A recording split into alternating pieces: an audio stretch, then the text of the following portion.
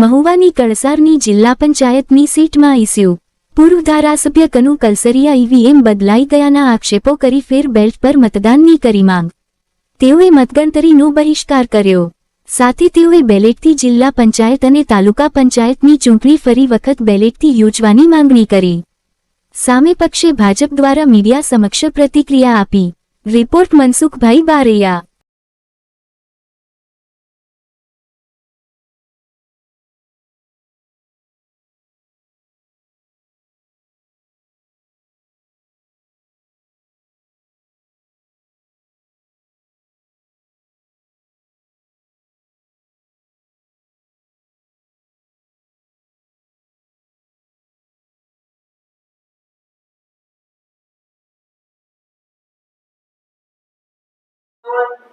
કળસાની સીટમાં જે બન્યું છે ઈવીએમ બીજું આવી ગયું, જુદી જગ્યાએ જુદું આવી ગયું। એ કહે છે કે ભૂલથી આવી ગયું, તાલુકાનું જિલ્લામાં આવી ગયું, તે જિલ્લાના બોક્સમાં તાલુકાનું, તાલુકાના બોક્સમાં જિલ્લાનું। પણ આ કોઈક મોટી જે કંઈક ગરબડ અથવા તો ષડયંત્ર કહેવાય એનો એક ભાગ છે જે બહાર પડી ગયું, અમને ખબર પડી ગઈ। આ ખુલ્લે ખુલ્લું બધું વિડીયોમાં બધામાં આવી ગયું। એટલે આ ભૂલ છે એ એક માત્ર ભૂલ નહીં, પણ કંઈક વધારે જે ગરબડ કરવામાં આવી છે અથવા તો એવી અમને શંકા છે। જે બીજા મતદાનના 79 એવા ત્રણેય બૂથના એક સરખા આંકડા જે અશક્ય છે, અમે જાણીએ છીએ એ પ્રમાણે, જે પરિવારો છે એ પ્રમાણે, તો કંઈક બધું જ ઘણું ગરબડ કરવામાં આવી છે એવી શંકા છે। અને એક શંકા પકડાઈ ગઈ છે, બીજી પકડવી એ માટે તો પાછું ટેકનિકલી પ્રૂવ કરવું પડે, એની અંદરથી બધી તપાસ કરવી પડે। એટલે અમે આખી સીટમાં 4 તાલુકા પંચાયત ને 1 જિલ્લા પંચાયત કળસાર, કેમ કે આંદોલનની સીટ છે, ખેડૂતો પોતાની જીવાદોરી માટે લડી રહ્યા છે, વર્ષો જૂનું આંદોલન છે, અને એટલે આ નાની ભૂલ એ મોટી ભૂલ છે જે સાબિત થઈ છે। સાબિત થયા વગરની બીજી ભૂલ એની પાછળ છે, એટલે અમે આનો બહિષ્કાર કરીએ છીએ અને ફરી મતદાનની માગણી કરીએ છીએ। બેલેટ પેપરથી ફેર મતદાન, રી-ઇલેક્શન આ કળસારની સીટમાં 4 તાલુકા પંચાયત અને 1 જિલ્લા પંચાયત। ભરત ભીલ છે અને હું કળસાર જિલ્લા પંચાયતની ચૂંટણી લડ્યો છું અને આજે રિઝલ્ટ માટે અમે અહીંયા આવ્યા છીએ કે જિલ્લા પંચાયતની મતગણતરી શરૂ થઈ અને પહેલા જ રાઉન્ડની અંદર દયાળના 1 જિલ્લા પંચાયતના ટેબલ ઉપર ઈવીએમ છે તે ફેરબદલ થઈ ગયેલા છે એવું અમને કહેવામાં આવ્યું। ખરેખર તો જિલ્લા પંચાયતની ચૂંટણીમાં આવી મોટી મિસ્ટેક તો ચાલે જ નહીં ને, કે ઈવીએમની જ ફેરબદલી થઈ ગઈ અને તરત જ અમે જોયું તો અમે એમને કીધું કે આવું તો ના ચાલે, સિરીઝ નંબર અલગ, મશીન છે એ જિલ્લા પંચાયતનું, એનાથી અંદર ઈવીએમ નીકળ્યું તાલુકા પંચાયતનું, તાલુકા પંચાયતના મશીનમાં પણ એવું, એ સિવાયના પણ જે બૂથોમાં છે ઘણી બધી અમને પેલું જોવા મળ્યું કે આ કોઈ પણ રીતે સમજી ના શકાય એવું। પહેલી વાત એ હું તમને ક્લિયર કરી દઉં કે હાર અને જીત એ પાર્ટ ઓફ ઇલેક્શન કહેવાય, આ એવું નથી, આ પણ ખૂબ જ મોટી ગંભીર ભૂલ કહેવાય, જેને અધિકારીઓએ માત્ર એક હ્યુમન એરર ગણાવી દીધી। આ કોઈ હ્યુમન એરર નથી।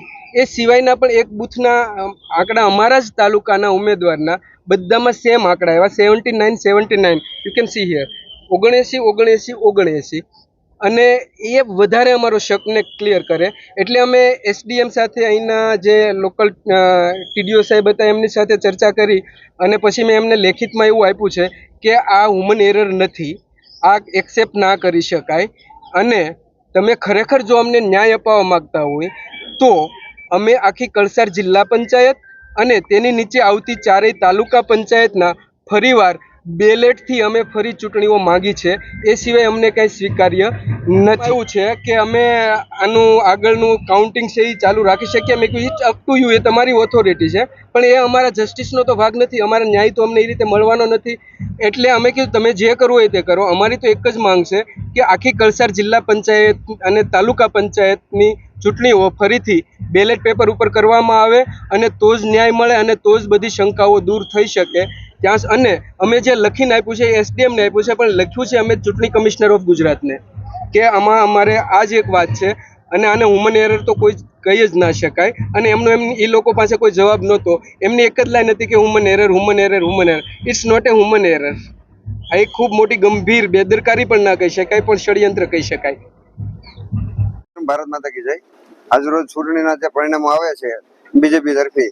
તો અમારી પાર્ટીના જે પરિણામો મળતા હોય છે, અમારી 4 જિલ્લા પંચાયત જીત્યા છીએ અને અમે 17 તાલુકા પંચાયત જીત્યા છીએ. તો આવડા જે સામેના જે ઉમેદવારો છે એ જોઈ નથી શકતા કે અમને અમારો જે ભવ્ય વિજય થાય ને અમારો જે વિકાસના કામો બોલે છે એના સિવાય અમારો જે વિજય થાય છે તો આવડા લોકો જોઈ નથી શકતા, એટલે આવા બધા નાટકો કરે છે.